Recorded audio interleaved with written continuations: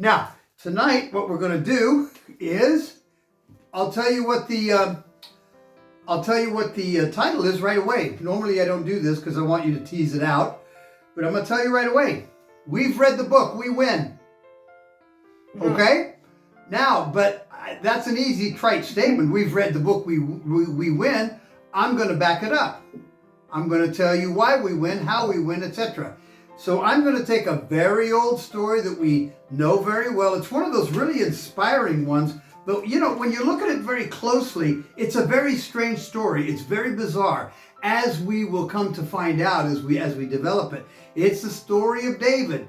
Now, I'm going to do the readings from 1 Samuel 17, but I'm going to call upon you all every once in a while to read, because there's some peripheral verses that I want to do. So 1 Samuel 17 is the story of David and Goliath, and we all know the story fairly well, so I'm going to go through it. What it is this young lad is tending the farm, and his dad says, well, go, I've got some cheese and some bread, and I want you to go and take it to some of the troops. Three of his older brothers were fighting in the army, you see. So David takes the cheese and goes to give it to his brothers. And I think, if I'm not mistaken, his father also said to give some to the commander. I don't know, didn't he, or what? Yeah. I think. Okay, now, then he gets there and he sees this huge giant of a man, estimated at about 3 meters tall. Now, the tallest man I've ever seen physically standing next to me was about 2 meters and 15, and that's just, I mean, he dwarfs me. I'm like half his size. I just feel like a midget next to someone like that. This guy's 3 meters. He has 6 digits on his toes and on his hands.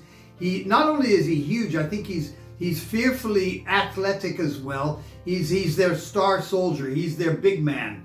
Okay? And he's taunting the armies of Israel. Come on, you chickens. Come and fight me. And you know, if you guys win, we'll be your slaves. But if we win, I'll be, we the Philistines will be your slaves. Come on, come out and fight. Come on, chicken. You know how guys bait each other with that kind of stuff. Okay, so it really is kind of a testosterone party here. Now, so I'm going to unpack this a little bit. And as I unpack it, you're going to see that it's quite a strange story, really. First of all, the armies must have been close to equal strength. Okay? Otherwise, I don't think that they would do that daily face-off and this little challenging stuff and all this other. If one side had a dominant military position, they would have just taken it. Okay, that's just military. If one of them had the possibility to encircle the others, they would have done it. Okay, so to me that says that they were relatively of equal strength. Now, I am surmising, but I don't think it's far-fetched. I mean, every one of us has to appreciate these facts as you do, as you perceive them. I just perceive it like that, okay? Now, let's take apart the two protagonists, because then David goes to the troops and says, what is this horrid piece of nasty, stupid work doing? Taunting the armies of the living God. What's going to be given to someone who whips this guy?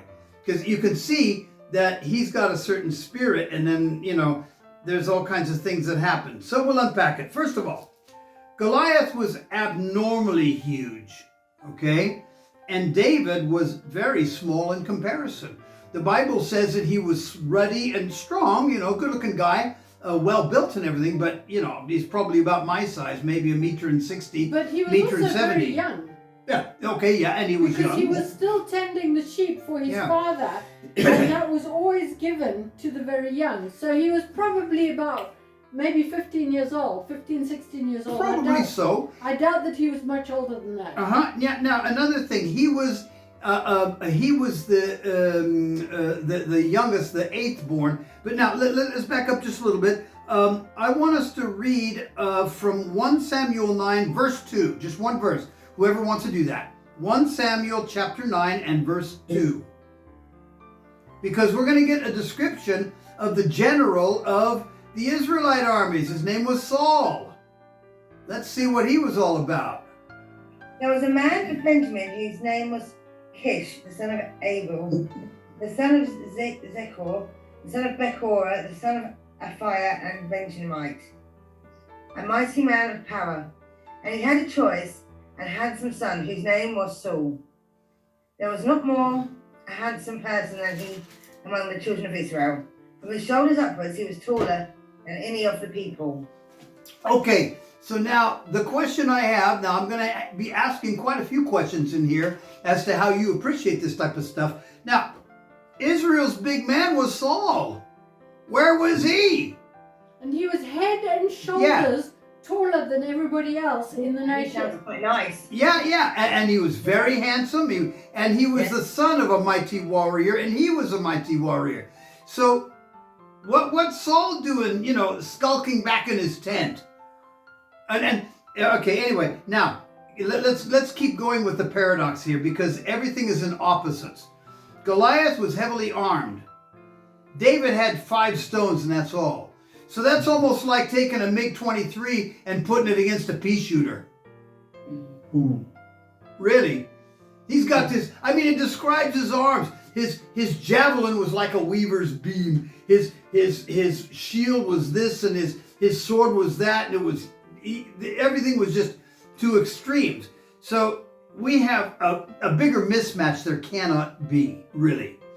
Okay, now the next thing that we can see is that now David in his life, he killed predatory animals. Animals would come and they would try to steal from the flock, but Goliath killed men. But wait a minute, let's back up just a moment and have a look at this.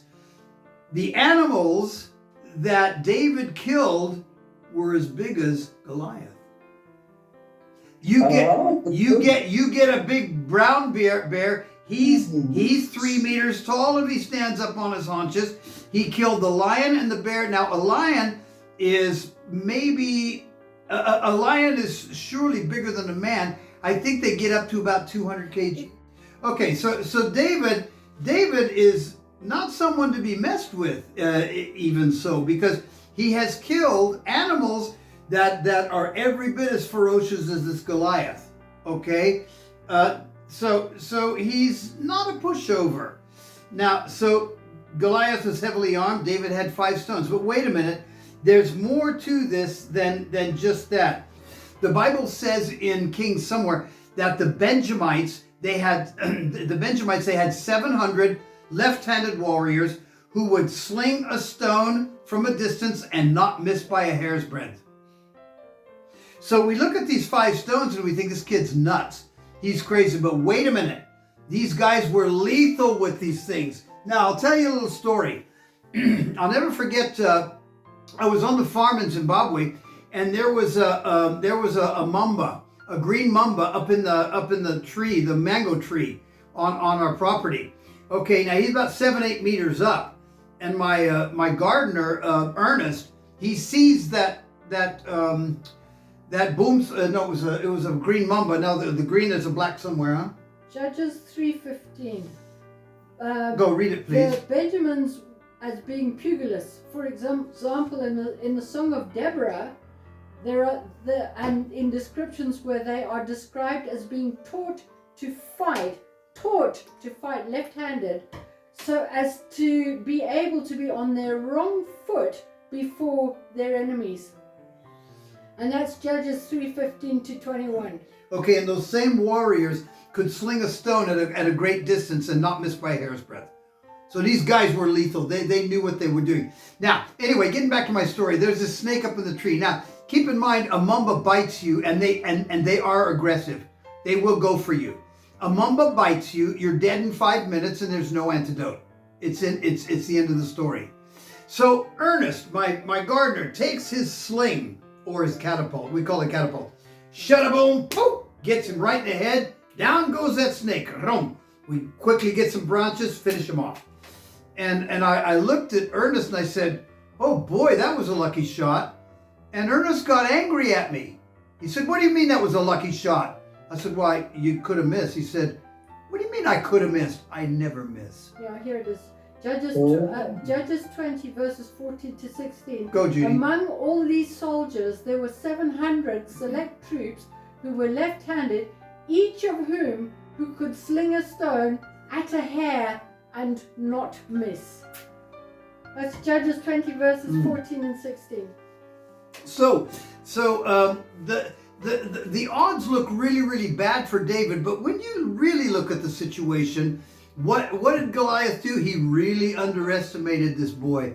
He looks at this boy and he has absolute contempt for him. But wait a minute, this boy is something special, okay? So that's just to show you that the odds weren't as huge as it appears, okay? Now, the next thing is, and this is the most important one, David was God's man. Goliath was Satan's man. That's where everything plays. Now here it is. David confronts him and says, I'm going to get you because you have scorned the Lord, the maker of heaven and earth. I'm going to get you today. I'm going to have you. I'm small, but I'm going to have you. You're mine. And he doesn't even waver. Now also, there's a thing to where Saul, anyway, I'll develop this. I'm getting ahead of myself. Now, the Philistines' main weapon was fear. And we have to say it worked, didn't it? It worked. Because the Bible says that every day he would come out and he would taunt them, and they would, they'd run back and they'd back up their rungs, and they would be terrified. No one dared to confront this man. Now, the thing that I'm seeing is, okay, they got a big Charlie here, but you got a whole army. All you got to do is go around this fellow. I mean, you don't have to go straight into the teeth of this guy. You can go around the flanks. You can go where they're not. Why did they feel that they had to take his terms? Yeah, why did they have to do it on his terms? So now, it did work. Now, how did fear from Israel's leader, Saul? How did that affect the Israeli soldiers? Listen, you ever want to know how good a company is? Start at the top. You got a bad CEO, you got a bad company. You got a bad headmaster, you got a bad school. You got a bad head doctor, you got a bad hospital. You got a terrible government, you got a terrible prime minister. Okay? Look to the top, because that's where it is. That's why authority is so important. So Saul never really came out of his tent to confront this situation. As a matter of fact, the only thing he did was when David came, he takes this young boy and he says, oh, okay, I'll let you fight. Well, why? Why the blazes did he let him fight? When you actually think about it, the entire nation was at risk of what was going to be the outcome of this fight. Mm-hmm. And King Saul was willing to risk the entire nation on a 16-year-old boy. Now, another question that I have is, why in the blazes are you even agreeing to those kind of terms? What do you mean you're going to have two men fight, and if one of them loses, they're going to enslave the other? Why do you even submit to that? Tell them, go get knotted. Not having your terms. Come take us on, army to army. I'm not letting you do it that way. Why are they accepting these conditions? Why were the Israelites accepting of those conditions? I would have said, go take a hike, Mike. I'd have never put up with that. So there's a lot. I wonder if it's not rooted into a kind of a mentality. I don't know. But in a military sense, I would have never accepted that. Never. So, but they did. Now, so David appears. Do you think they might have known that David was really, really, really good with his sling? No. I don't think so. It's a good thought, but I don't think so. I will tell you one thing. If you look at the history of this, the story of Saul and Samuel before that, it's really, really important. Now, if you think about it, God had told Samuel to tell Saul to go and wipe out the Amalekites. And Saul not only didn't do that, but he also took on Samuel's role as the priest, and he did the sacrifice. And when Samuel came to him and confronted him, Saul said, I was afraid of the people because they were leaving me. Now, already before the battle with Goliath, Saul had shown that he was influenced by the people around him. Yeah. People's praise was important to him. Yeah. Now, if he had been a man after God's heart, he would have said, blow that. If the people go, the people go. So long as God's with me, it doesn't matter if I stand alone. But he didn't. He was more concerned about the praise of the people than he was about obeying God. And that is why Samuel had already told Saul that he was going to lose the kingdom. Mm-hmm. Now, so there's your backdrop. Okay. Now, I also believe, so there's a whole construct of faith here. Because what David did is he had faith. He knew he was going to take this guy down. Okay? He was the only one that really believed he was going to take him down. But they let him fight anyway, which is astonishing and something I don't really understand. But let's move on. Now, no sooner does David said, I'm going to challenge this fellow. I'm not letting this stand. I'm not letting this our God be a subject of reproach in front of these people. And now what happens? There's an Eliab, his older brother. I know you. You're just trying to make attention for yourself. You're trying to come down and see the battle and, have stories to tell. I know you. And David said, not at all. I'm not doing anything of the sort. What did I do? All I said is spoke the truth. And him and Eliab get into a big argument. Now, you'll notice that every time you act in faith, there's going to be someone who is going to try to bring you down or trying to bring down that idea of faith, okay? Now, it can be people who are not of faith, but it can also be someone who has faith. They just kind of have something that they're struggling with that goes against what God has told you to do. I've seen this quite a bit in my life. I'll give you an example. Go, Judy. Larry knows a fair bit about car engines, okay? Oh, you're going to hit me on this one. Go. Okay. It's a good one, though. Go. I'm okay with it. And because Larry knows a lot about car engines, he will use his manly knowledge to say, not going to work. I know how a car works. And I'm telling you that this car is not going to work because logically I know how it works. But if you look at the story of, what's the guy's name? Brother Andrew. Have you heard of Brother Andrew? With his car, yeah. That little beetle bug that he went over to East Germany with. Had a beetle Bible bug. runner. And he used to regularly drive across the border into East the Germany, USSR Czechoslovakia, with Bibles for the people.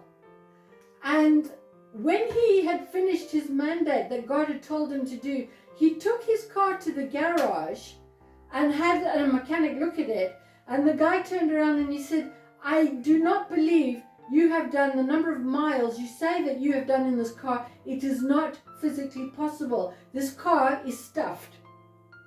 But he had faith. And as long as it was needed to run, that car ran. Yeah. Now, Larry's logic was, no, I know how it works. It'll never go. Well, I had a situation once. I'll tell the story. I had a situation once where my cook came up to me and he said, my brother has just died and I need to get the coffin to the tribal trust lands so that we can bury the body where the family home is. Can you help me? I said, yeah, okay. I got my pickup truck. So I got my pickup truck and I got the body from the hospital in the coffin, and I got 10 members of the family in the back of the pickup truck, and I'm driving up the hill. It's a mountain, the Mount Darwin, Shashi Pass. And I'm driving up and suddenly, blah, there's a the engine loses power quickly. And I see, it was the head gasket that blew. So I couldn't go any further, but I was up on a hill and I was only about 2 kilometers from my farm. So what I did is we pushed the truck back and I just free rolled back down to the farm, parked the truck, and Judy's saying, pray over the thing and you'll get there, pray over it. And I said, I know what happened, the head gasket blew, I know. So his logic overcame faith. Yeah. And he took his logic as saying that when I turn around and said it, you will be able to get there anyway, because if God wants you there, He will make it happen. Larry's logic would not allow him to believe that. And sometimes we have to be able to put aside our logic to go with God, who is beyond logic. Yeah, so here It's a lot easier for a woman, sorry Tim, to do this than it is for a man. No offense taken, Timbo, come on. It's true So, though. yeah, Men are so logical that they can't get past their own faith. So here we are in the dead heat of summer, and you know, summer's hot there, like 40, 45 degrees, and I got 10 bereaved members of the family in a dead body in the stinking heat. So anyway, what happened is my brother-in-law Tim got his Unimog and took care of the situation. But anyway, yeah, she's right. My faith wasn't up to that one. But my point is, and I'm not saying that to belittle you, I'm saying it to show that there are times when we have to put aside logic and just go with what God says. So now to wrap this up, the way I've finished it is that Saul and Goliath were connected to a certain construct, and David was connected to a certain construct. Saul and Goliath were connected to a fear construct. They were in a fear ambience, a fear environment. Whereas David was connected to the faith environment. Now the faith environment, especially when it's circumstances that is inspired by God. Now, she had a revelation that truck should work. I maybe should have followed it, okay?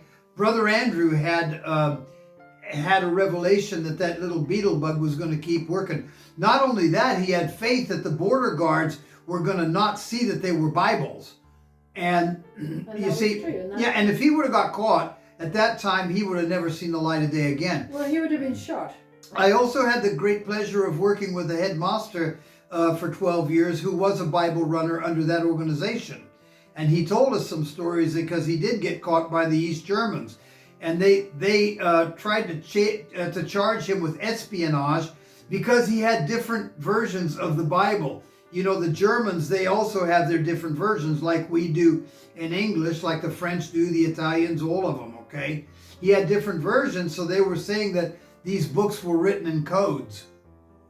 And actually, he even said the border guard had the pistol to his head and said, "Tell us the truth or I'm going to pull the trigger." So he had some pretty good stories there. But anyway, David was connected to the faith construct. So obviously, he had the results. So we've read the book, we win. But we have to stay in the faith construct.